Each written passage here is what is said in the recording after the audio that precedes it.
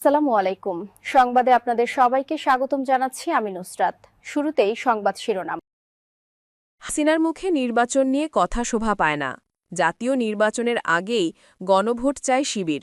সংসদ নির্বাচন ছাড়া এই মুহূর্তে আর কোনো এজেন্ডা নেই আজম খানের। এতক্ষণ শুনছিলেন সংবাদ শিরোনাম, এখন বিস্তারিত। আন্তর্জাতিক গণমাধ্যমগুলোতে সাবেক প্রধানমন্ত্রী শেখ হাসিনার সাক্ষাৎকার প্রকাশের পর নতুন করে আলোচনা শুরু হয়েছে। ভারতের নয়াদিল্লিতে নির্বাসনে থাকা শেখ হাসিনার দেয়া সাক্ষাৎকার বুধবার আন্তর্জাতিক বার্তা সংস্থা রয়টার্স, এএফপি ও যুক্তরাজ্যভিত্তিক দ্য ইন্ডিপেন্ডেন্টে প্রকাশিত হয়। গত বছরের জুলাই-আগস্টে গণঅভ্যুত্থানে প্রায় ১৪০০ মানুষ নিহত হলেও এসব হত্যাকাণ্ডের ঘটনায় ক্ষমা চাইতে রাজি নন ক্ষমতাচ্যুত প্রধানমন্ত্রী শেখ হাসিনা।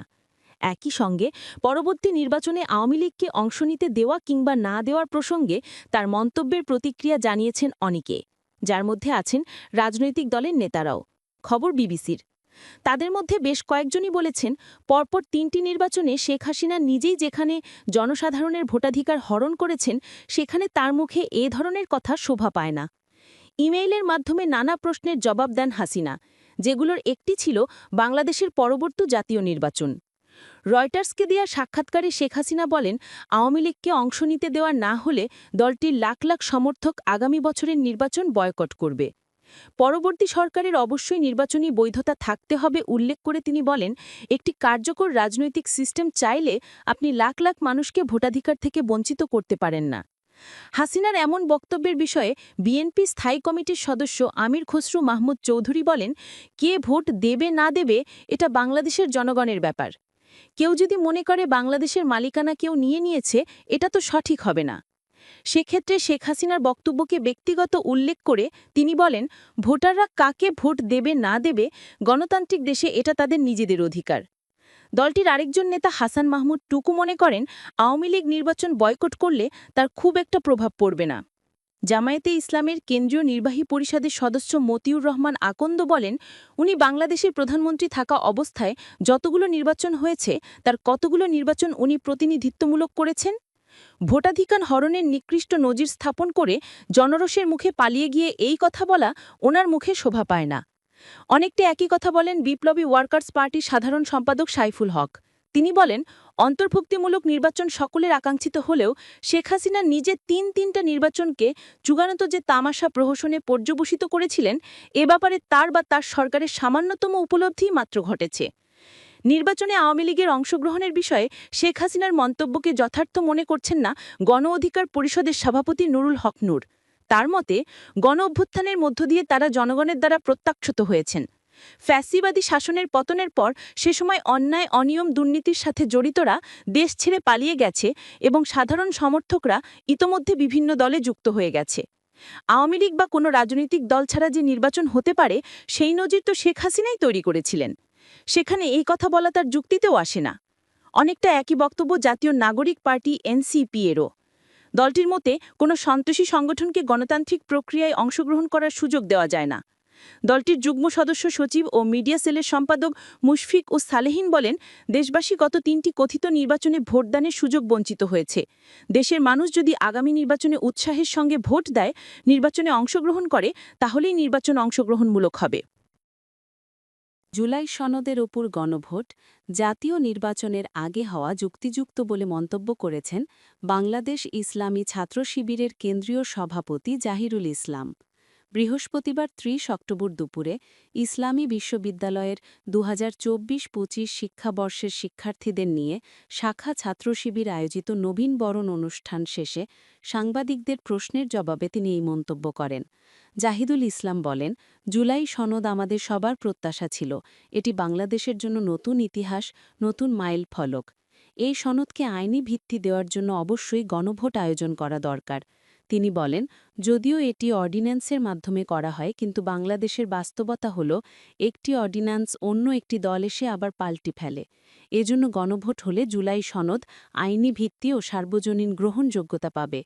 সেটি অর্ডিন্যান্সের মাধ্যমে অতটা পাবে না। এজন্য আমরা গণভোটের পক্ষে, কারণ দেশের সাধারণ মানুষ থেকে শুরু করে সবাই সেটাই প্রত্যাশা করছে। শিবির সভাপতি বলেন, দেশের ইতিহাসে শিক্ষার্থী ও ক্যাম্পাসগুলোর বিশেষ ভূমিকা রয়েছে।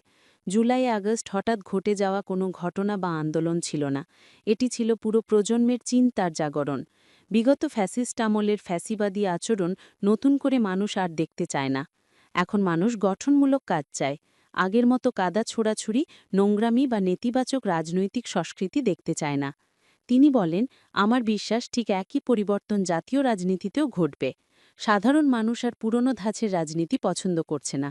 যারা সত্যিকার অর্থে মানুষের কল্যাণে গঠনমূলক এজেন্ডা নিয়ে রাজনীতিতে আসবে, তারাই ভবিষ্যতে জাতীয় রাজনীতিতে সফল হবে। সকাল 10টায় বিশ্ববিদ্যালয়ের 2024-25 শিক্ষাবর্ষের প্রায় 2000 শিক্ষার্থীকে ফুল দিয়ে বরণ করে শাখা ছাত্র শিবির। পরে দিক নির্দেশনামূলক আলোচনা, উপহার সামগ্রী প্রদান ও সাংস্কৃতিক পরিবেশনার মাধ্যমে অনুষ্ঠান শেষ হয়। শাখা ছাত্র শিবিরের সভাপতি মাহমুদুল হাসানের সভাপতিত্বে অনুষ্ঠানে উপস্থিত ছিলেন কেন্দ্রীয় শিল্প ও সংস্কৃতি সম্পাদক হাফেজ আবু মুসা, ব্যবসায় শিক্ষা সম্পাদক গোলাম জাকারিয়া, শাখা ছাত্র শিবিরের সাবেক সভাপতি ও বিশ্ববিদ্যালয়ের সিন্ডিকেট সদস্য আব্দুল মান্নান, ছাত্র উপদেষ্টা প্রফেসর ড ওবায়দুল ইসলাম, গ্রিন ফোরামের সাধারণ সম্পাদক প্রফেসর ড মুস্তাফিজুর রহমান ও শাখা শিবির সেক্রেটারি ইউসুফ আলী সহ অন্যান্যরা। মার্কিন ন্যাশনাল হারিকেন সেন্টারের এনএইচসি এর তথ্যমতে এটি ক্যাটেগরি 5 মাত্রার একটি শক্তিশালী ঝড়, যা প্রবল জলোচ্ছ্বাস ও বন্যা সৃষ্টি করে বহু এলাকা প্লাবিত করেছে। এই ঘূর্ণিঝড়ের ফলে শত শত গ্রামীণ এলাকা বিচ্ছিন্ন হয়ে পড়েছে। জ্যামাইকাতে ব্যাপক ধ্বংসও ঘটেছে এবং হাইতিতে কমপক্ষে 30 জন নিহত হয়েছেন। জ্যামাইকা সবচেয়ে বেশি বিপর্যস্ত হয়েছে। দেশটির সরকার জানিয়েছে, বিদ্যুৎ ও যোগাযোগ ব্যবস্থা মারাত্মকভাবে ক্ষতিগ্রস্ত হয়েছে। জরুরি সহায়তা কার্যক্রম ইতোমধ্যে শুরু হয়েছে এবং ক্ষতিগ্রস্তদের সহায়তার জন্য একটি অনলাইন পোর্টাল খোলা হয়েছে। আবহাওয়াবিদদের আশঙ্কা, জ্যামাইকায় ভয়াবহ ভূমিধস ও বন্যার আশঙ্কা রয়েছে, যা আরও বড় মানবিক বিপর্যয়ের কারণ হতে পারে। এই শক্তিশালী ঘূর্ণিঝড়কে ক্যাটেগরি 5 বলে চিহ্নিত করা হয়েছে। 174 বছরে এত ভয়ঙ্কর ঝড় দেখেনি জ্যামাইকা। 1 শতাব্দীর মধ্যে সবচেয়ে মারাত্মক ঘূর্ণিঝড় হিসেবেও বর্ণনা করা হচ্ছে একে। জ্যামাইকার প্রধানমন্ত্রী অ্যান্ড্রু হোলনেস হারিকেনের প্রভাবকে ভয়ঙ্কর বলে বর্ণনা করেছেন। তিনি উল্লেখ করেছেন, মেলিসার মোকাবিলা করতে পারে এমন পরিকাঠামো দেশে নেই। তাই তিনি বাসিন্দাদের সাবধান থাকার অনুরোধ করেছিলেন। আপনি যদি আমাদের চ্যানেলে নতুন হয়ে থাকেন, তাহলে চ্যানেলটি সাবস্ক্রাইব করে দিন।